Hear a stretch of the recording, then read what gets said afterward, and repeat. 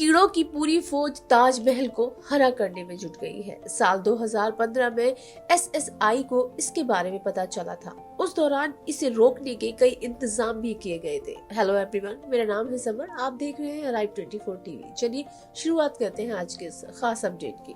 सफेद संगमरमर से बना चमकता ताजमहल, जिसे दुनिया में प्रेम का प्रतीक माना जाता है, जहां घूमने हर साल लाखों लोग पहुंचते हैं, उसका रंग बदल रहा है।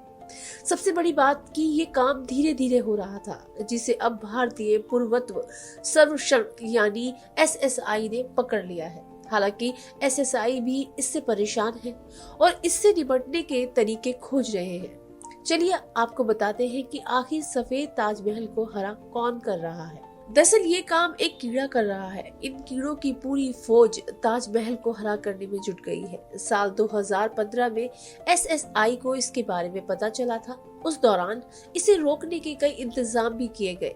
कोरोना काल के दौरान इन कीड़ों का असर भी कम हुआ, लेकिन अब ये फिर से ताजमहल की दीवारों को हरा करने में जुट गए हैं। किस तरह के कीड़े हैं ये, चलिए ये आपको बता देते हैं।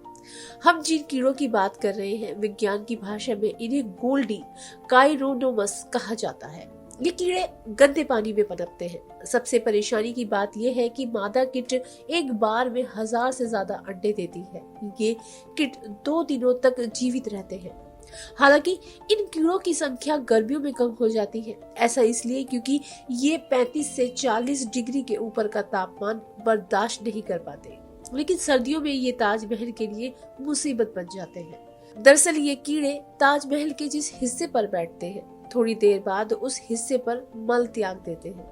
इस मल की वजह से ताजमहल की सफेद दीवारें हरी हो रही है। द प्रिंट में छपी एक रिपोर्ट के अनुसार ये कीड़े ताजमहल की सुंदरता खराब कर रहे हैं। वैज्ञानिक इन्हें खत्म करने के लिए तरह तरह के प्रयोग कर रहे हैं, लेकिन अभी तक कोई ठोस सफलता हाथ नहीं लगी है।